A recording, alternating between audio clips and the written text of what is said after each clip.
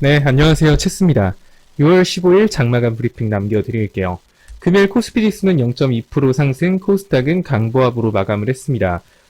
상승 종목, 하락 종목 숫자를 보면 코스피 같은 경우는 상승 마감했지만 하락 종목이 더 위에 있는 시장이었고요.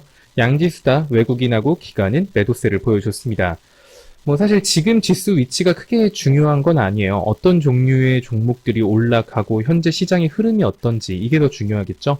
FOMC 회의가 16일 날 예정되어 있습니다. 여기서 사실 계속 말씀드린 것처럼 금리 인상한다 이런 말은 못할 거예요. 금리 인상을 하면 다 죽거든요. 그렇지만 자산 매입, 테이퍼링에 대한 논의는 충분히 나올 수 있는 만큼 여기에 대해서 이제 앞으로 자산 매입을 축소하겠다, 단계적으로 축소할 계획이다. 이런 말만 던져도 원래 안 하던 걸 해서 호재가 됐던 거잖아요. 근데 원래 다 그렇잖아요. 줬던 걸 뺐으면 기분이 나쁜 거. 줬던 걸 뺏는다라는 것 때문에 시장이 기분이 나빠서 하락할 수 있다. 요렇게 쉽게 이해를 하시면 될 것 같습니다. 코스피 지수, 코스닥 지수 위치 자체는 코스피 같은 경우는 박스권 상단 부분에 안착한 것 같은 느낌은 들지만 어떤 종목으로 이 지수를 견인하고 있냐 이게 더 중요하다라고 말씀을 드렸죠.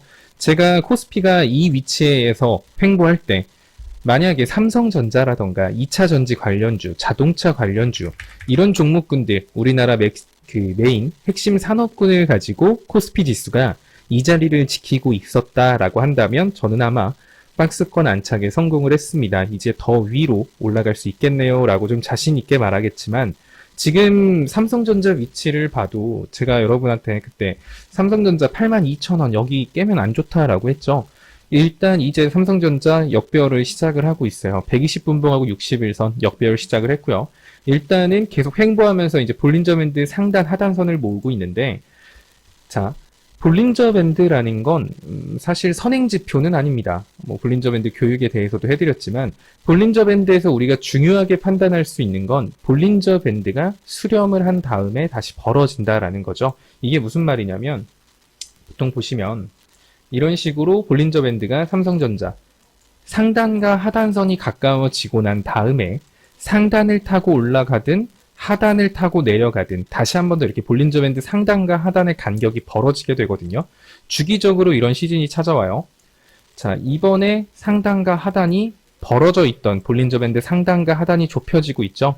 이 상태에서 만약에 삼성전자가 볼린저 하단을 탄다라고 하면 삼성전자는 상승, 횡보, 우하형 추세로 들어갈 수 있거든요. 삼성전자가 우하형 추세로 들어간다라고 하면 사실 코스피 같은 경우는 거의 삼성전자랑 큰 흐름을 같이 합니다. 삼성전자는 빠지는데 막 코스피가 막 미친 듯이 올라가고 이러지는 않는다라는 거죠.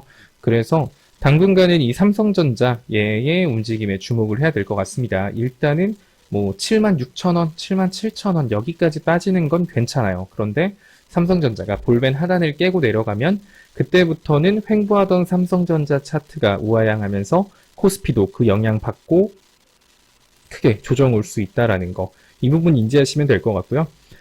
만약에 삼성전자가 이렇게 된다라고 하더라도 버틸려면 지금처럼 정치 테마주 이런 게 움직이면 안 됩니다.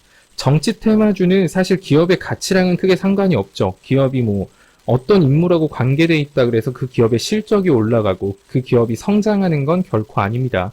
어찌 보면 투심 하나만 가지고 올라가는 종목인데 그런 종목군들을 가지고 코스피나 코스닥을 끌어올린다라는 건 거품 끼는 상승이에요. 그런 걸로 올리는 게 아니라 차라리 제약바이오라던가 대북주도 가능은 하겠죠. 어쨌든 그런 식으로 명확하게 기업이 성장할 만한 이슈와 재료를 가지고 올라가는 종목들 이런 것들이 코스피, 코스닥 상단에서 힘을 써줘야 될 거예요. 정치 테마만 움직이는 현 시장은 사실 굉장히 불안한 시장이다 이렇게 생각하시면 됩니다. 지수는 무너지지 않고 있지만 언제 무너져도 이상하지 않다라는 거니까요. 자, 오늘 상승했던 종목들을 좀 체크해 보면 시초에는 시멘트 관련주들이 난리를 쳤습니다. 그 유튜브 보시면 고려 시멘트 같은 경우도 삼표 시멘트죠. 이번 주 공부 종목으로 몇 종목 뽑아드린 종목군 중에 하나인데 시멘트 관련주.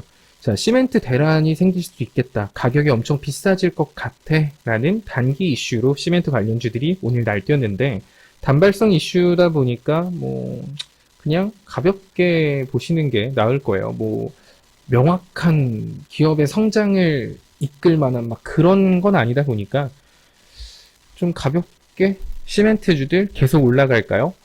글쎄요. 일단 추세 자체는 나쁘지 않고 오늘 거래량도 괜찮아서 시장에 이슈가 없다라고 하면 몇 번은 더 움직임 나올 수 있을 것 같습니다. 하지만 어쨌든 제가 항상 리딩에서 말하는 거 있죠.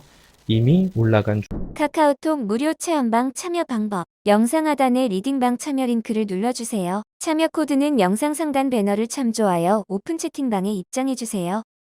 입장 후 인사 부탁드립니다. 공지사항을 확인해주시고 갭 교육 영상 시청해주세요. 감사합니다. 종목은 관심이 없어요. 더 가든가 말든가. 자, 그리고 어제 방송에서 말씀드렸던 거, 오늘 그리고 장전 브리핑에서도 말씀드리고 장중에서도 말씀드렸던 종목이 홍준표 관련주였죠.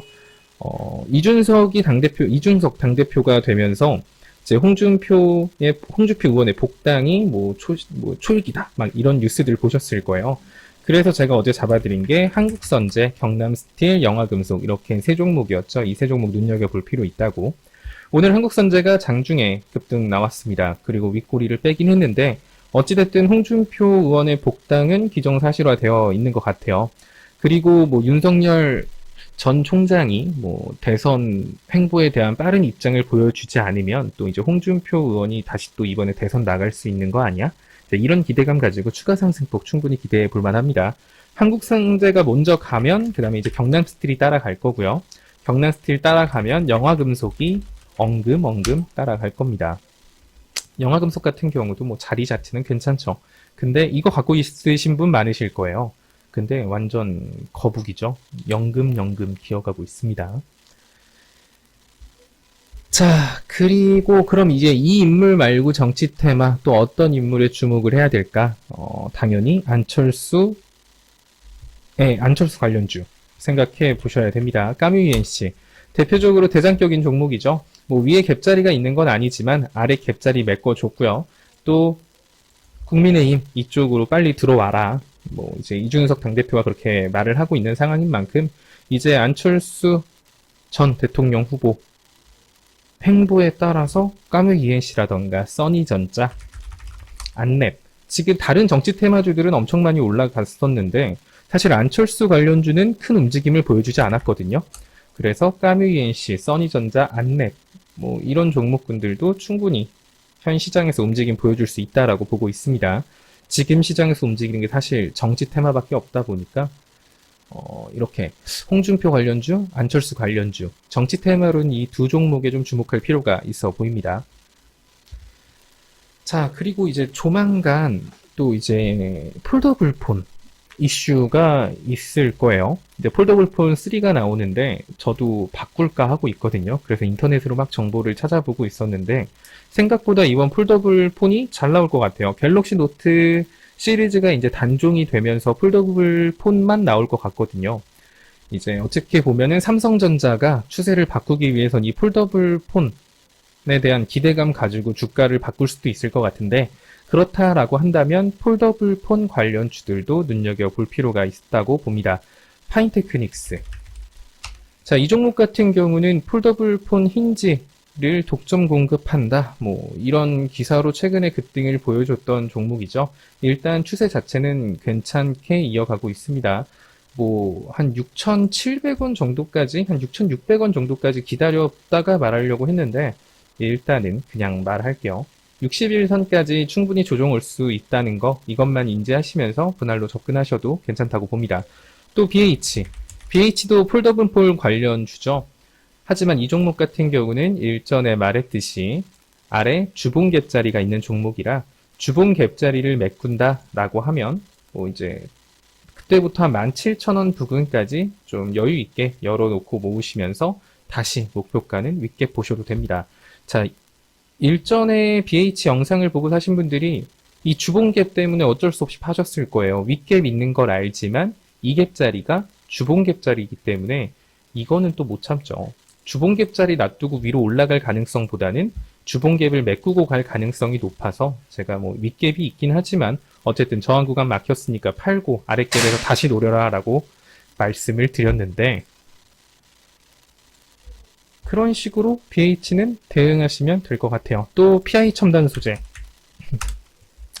이것도 폴더블 폰 관련주죠. 추세 자체가 굉장히 좋은 종목입니다. 특징으로는 60일선을 크게 이탈하지 않고 반등을 나오면서 볼린저 밴드 상단을 한 번씩 툭툭 건드려 준다라는 거.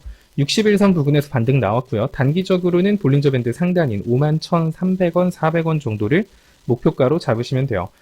회사가 굉장히 탄탄한 기업이라서 이 종목 같은 경우도 사고팔고 계속 하셔도 될 것 같아요. 사고팔고에도 가능한 구간은 뭐 한 46,000원에서부터 51,000원 정도 사이 구간을 사고팔고 가능한 구간이라고 생각하시면 될 것 같습니다. 자, 요즘 시장 되게 윗골이 엄청 잘 빼죠. 뭐 순식간에 위로 올라갔다가 순식간에 윗골이 만들면서 밑으로 내려오는. 그러다 보니까 섣부른 추격 매수는 그냥 윗골이에 물리는 경우가 많아요. 그렇기 때문에 지금 시장에서 어설픈 추격 매수는 윗꼬리에 물리는 것밖에 안 되니까 추격 매수는 최대한 하지 마시고, 이왕이면은 그때 어제 영상에서 말씀드렸던 거 있죠?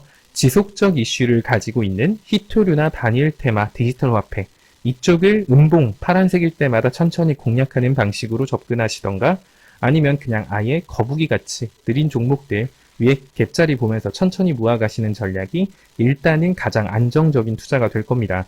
실시간 대응이 가능하신 분들은 앞서 말씀드린 것처럼 홍준표 관련주나 안철수 관련주 이쪽으로 해서 손절가를 좀 넉넉하게 잡고 빠르게 회전하시는 것도 나쁘지는 않겠네요. 근데 정치 테마주는 주식의 꽃이자 독입니다. 정치 테마가 빠진다고 그냥 막 추매를 하면서 대응을 하는 게 아니라, 정치 테마는 빠지면 손절을 하고 다시 잡더라도 일단은 손절을 반드시 해야 한다라는 것만 기억하시고 투자하시면 될 것 같습니다. 자, 다들 오늘 하루도 고생 많으셨고요. 내일 뵙도록 하겠습니다. 카카오톡 무료 체험방 참여 방법. 영상 하단에 리딩방 참여 링크를 눌러주세요. 참여 코드는 영상 상단 배너를 참조하여 오픈 채팅방에 입장해주세요. 입장 후 인사 부탁드립니다. 공지사항을 확인해주시고 갭 교육 영상 시청해주세요. 감사합니다.